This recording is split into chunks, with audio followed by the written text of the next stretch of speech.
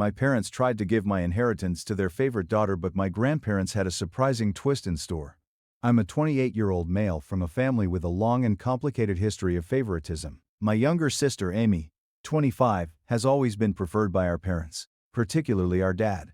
Starting in childhood, this partiality only intensified as we grew older. Amy was the golden child from my earliest memories. For example, when she turned 2, my parents threw her an elaborate birthday party with professional face painters, a bouncy castle, and a petting zoo. In contrast, when I was 5, I had a simple store-bought cake and a small family dinner. That early difference set the tone for years to come. As we grew up, the disparities became more pronounced.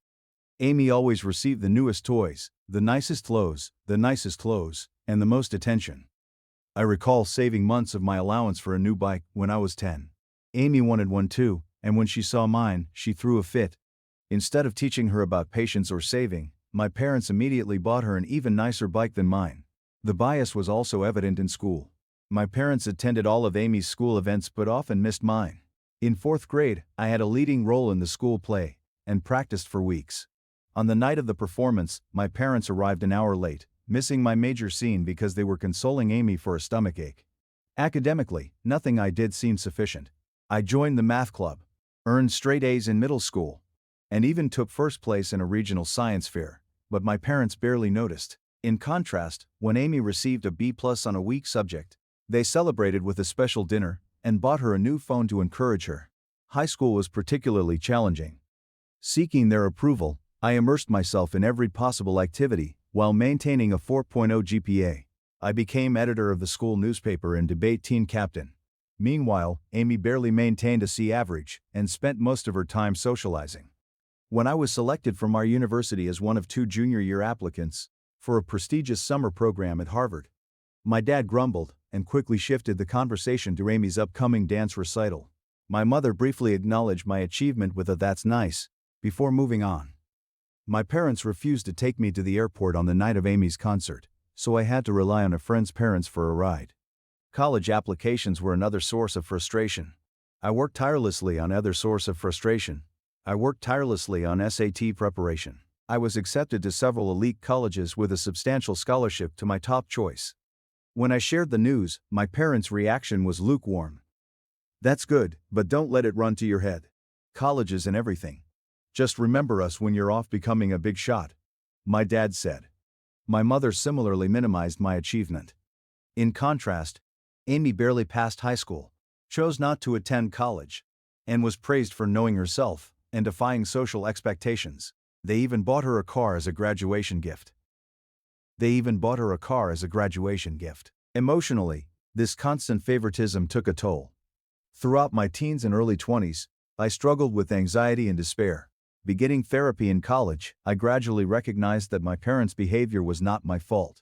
It took years to build self-esteem and learn to validate myself rather than seek their approval. Despite the lack of support, I managed to lead a decent life. I graduated college with honors, secured a stable job in finance, and purchased my own house by age 27. Although my parents were not proud of my accomplishments, I was content with what I had achieved. The current drama began with my dad's side of the family. My grandfather passed away, leaving a sizable estate. A self-made businessman, he split his possessions equally among his grandchildren, including me, Amy, and our cousins, as well as his children, my dad and his siblings. My portion was substantial, around $500,000, enough to invest in my future, pay off student loans, or potentially start my own business. I was thrilled by the unexpected windfall and the opportunities it presented. However, my parents became visibly agitated after the will reading. They pulled me aside and claimed the distribution was unfair. Amy, who lives in our parents' basement and works part-time at a coffee shop, supposedly needed the money more. I was stunned but tried to remain calm, emphasizing that the decision was my grandfather's and beyond their control. They insisted I should act morally and give Amy my share. When I refused, they grew enraged, guilt-tripping me and labeling me unappreciative and selfish. My dad recounted every instance in which they had helped me, conveniently ignoring the car, shopping sprees, and ongoing support for Amy. The situation escalated. Acting as the will's executor, my dad declared he would override my portion and give it to Amy, claiming he could interpret Grandpa's intentions. I was devastated. This was illegal and a painful reminder of how little my parents valued me. I reminded them that Grandpa treated all grandchildren equally and knew our circumstances. They dismissed my arguments, accusing me of speaking ill of the deceased. I cited memories of Grandpa encouraging my academic and career goals, but my parents brushed them off as misinterpretations, insisting he only worried about Amy. They could not explain why Grandpa hadn't simply written the will to favor her. Amy, for her part, was awkward about the situation, but refrained from criticizing our parents, merely shrugging and saying, "Mom and Dad know best." When I tried to speak with her privately, it was clear she would offer little support. Seeking clarity, I contacted my paternal grandmother. Enraged by my parents' actions, she confirmed that they had no authority to alter the will and that Grandpa's intentions were clear. She provided documentation showing that years earlier, my parents had asked Grandpa to leave everything to Amy, but he had firmly refused, insisting all grandchildren be treated equally. He even included a stipulation that anyone challenging the equitable distribution would forfeit their portion. Armed with this knowledge, I confronted my parents. Grandma's disclosure of their previous attempt to influence the will left them flustered, and they claimed they were only looking out for Amy's future. Was my dad's way of trying to justify his stance, but I could see the guilt etched on their faces. My grandmother acted immediately, contacting the other executors of the will and her attorney. She also reached out to my dad's siblings, who shared her strong outrage at his attempted scheme. Together, they halted my dad's plan and ensured that the will would be executed exactly as written. Although my parents were displeased with me, they were compelled to step back. They argued that I should have resolved the matter privately, instead of involving others, and accused me of turning the family against them. My mother sobbed, claiming I had split the family and deceived them. I reminded her that I had never expected anything from them anyway. When my dad threatened to cut me out of their will entirely, I faced a new dilemma. Should I accept the inheritance despite their threats to sever all communication? He even suggested that I would no longer be welcome in their home if I claimed it. In a particularly cruel remark, my mother insisted that accepting the money proved I never truly loved them and was only seeking to profit from their passing. The matter divided the extended family. Some cousins encouraged me, understanding the long-standing favoritism and respecting my decision to advocate for myself. Others felt I should have yielded to maintain peace, valuing family harmony over financial considerations. My dad's siblings firmly supported me, though this strained their relationship with my parents. Amy was caught in the middle. Privately, she confided that, although she felt bad and never asked for this, she was not ready to confront our parents. She had been conditioned her entire life to depend on them and seek their approval, so I did not blame her entirely. Still, part of me longed for her to support me, even once. This situation dredged up a lifetime of past suffering and bitterness. Memories of missed birthday celebrations, unattended school functions, and unacknowledged successes resurfaced. This single event seemed to crystallize years of unfair treatment. Despite the turmoil, with no number 10, I stood my ground, determined to accept my inheritance, as Grandpa intended. My parents barely speak to me now, and family gatherings have grown uncomfortable. I recently missed our monthly family meal for the first time ever, enduring cold shoulders and accusing glares. Though exhausting, a small part of me feels empowered. For the first time in my life, I am confronting the unfair treatment I endured and asserting my value. I refuse to be written off. It is both terrible and liberating. Even knowing I am in the right, the ongoing family drama is draining, triggering anxiety attacks I had not experienced since college. To manage the stress, I am considering returning to therapy. I grapple with whether I should have refused my parents' demands and accepted the inheritance, or simply handed the money to Amy to maintain peace. Though I am weary of being the family's scapegoat, I also fear losing my family entirely. Any guidance or perspective is greatly appreciated. Update: since my first post 6 months ago, much has happened, and I want to thank everyone for the support and guidance that kept me strong during these trying circumstances. Legally, I followed advice from several of you and consulted my own attorney, who confirmed my right to inherit and verified that my dad's actions were illegal. He helped me document everything and prepare for potential legal action. Fortunately, the situation did not escalate to court. With the support of my dad's siblings, my grandmother and her attorney, the matter was resolved without litigation. I received my full inheritance, and the will was executed exactly as intended. Due to his manipulation attempts, My dad was removed as an executor, a process that took several weeks. There were tense meetings, furious phone calls, and threats of litigation, but the law was clear, and he had to back down.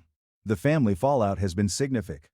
And, initially, my parents doubled down, accusing me of greed and neglecting my sister. They attempted to rally other family members against me, spreading allegations that I coerced Grandpa into giving me the money. Fortunately, most of the family saw through their tactics. About a month after the will was enforced, an unpleasant incident occurred at a family gathering. My parents arrived unannounced to a party hosted by my aunt and created a scene, shouting that I had taken from Amy and turned Grandma against her. My dad claimed I had ruined cherished memories, while my mother flung an old photo album at my feet. Several relatives had to intervene to calm them down and persuade them to leave. Throughout this ordeal, my grandmother emerged as my strongest ally. She shared stories of how Grandpa had always been proud of my achievements and emphasized that he wanted all his grandchildren to have equal opportunities. She revealed that he had maintained a scrapbook documenting my accomplishments, academic honors, newspaper clippings, college acceptance letters, and even the program from my university play that my parents had missed. Her insight was both bittersweet and validating. Grandma also took the initiative to correct the record with the wider family, organizing a gathering that excluded my parents and detailed the full history of their favoritism, including events I had long forgotten or never known about. Being recognized for the unfairness I endured was vindicating, though it reopened old wounds. Regarding Amy, this experience prompted a breakthrough. She personally apologized for not standing up for me earlier. After soul-searching and lengthy conversations with our grandmother, she admitted she had long considered our parents' favoritism inappropriate but had been too fearful to confront it. We discussed our childhood in depth, exploring how it shaped both of us. Amy shared that being the favored child had not been as rewarding as it seemed. She had never learned to stand independently and felt immense pressure to meet our parents' expectations. She recounted times she wished to accomplish things on her own, only for our parents to intervene, depriving her of opportunities to learn from mistakes. This dialogue marked a turning point in our sibling relationship. We began to rebuild our bond, regularly meeting for coffee to support and encourage each other through the ongoing family crisis. Amy declared that she would fund her own college education using her inheritance, surprising everyone. She credited seeing me stand up for myself as inspiration to take control of her life. She has since enrolled in a nearby community college, intending to transfer to a 4-year university once she determines her course of study. Our parents let out startled gasps, realizing I believed that their babying had not truly benefited Amy. Their responses have been varied and evolving. Initially, they angrily attacked both of us, trying to guilt Amy into quitting college to help the family, claiming I had turned her against them. When that approach failed, they shifted strategies. After several lengthy discussions with my grandmother and witnessing Amy's remarkable transformation, my mother began to recognize the harm their actions had caused. She has taken tentative steps toward reconciliation, including starting therapy to address her issues. She reached out to apologize, acknowledging her unfairness and requesting a chance to make amends. It is a slow process, and while I am cautiously hopeful, I continue to maintain firm boundaries. Sadly, my dad has been less willing to accept responsibility. Still furious, he views himself as the victim in all of this. He has been cold toward Amy since she chose to attend college and speaks to me rarely. He has attempted to assert control, threatening to sell our childhood home if we fail to come to our senses, or forgiving us should we decide we were wrong. Although we remain resolute, it is painful to witness him distance himself from both his children. The dynamics within the extended family have shifted significantly. I now live closer to my dad's siblings, who have been supportive, and my grandmother, having learned from aunts and uncles about my dad's difficult behavior over the years, has lessened my sense of isolation in this struggle. Closer bonds with supportive cousins have developed as well, and we now hold a monthly cousin gathering, allowing us to reconnect free from the older generation's drama. I have been using my inheritance wisely. Having paid off my college loans, I now enjoy substantial financial freedom. Working with a financial advisor, I have built a diverse investment portfolio and set aside funds to potentially launch a business in the future. I am exploring opening a community center offering affordable mental health services and financial literacy seminars. Most importantly, I have invested in therapy for myself and am volunteering to do the same for Amy. Both of us are learning to set reasonable boundaries with our parents and work through the impact of our childhood experiences. Though the road is long, I already feel growth in understanding and overcoming emotional neglect and lifelong favoritism. This process has brought unexpected positive changes. I have gained clarity on setting limits and advocating for myself. While I know I acted correctly, it has not been easy, and difficult days still occur. I feel proud of resisting guilt and pressure. One of the most unexpected outcomes has been a shift in my career path. Dealing with family conflict and engaging in therapy has revealed my passion for supporting others facing similar family dynamics. I am considering returning to school to specialize in assisting adult children of emotionally immature parents and pursuing a career as a family therapist.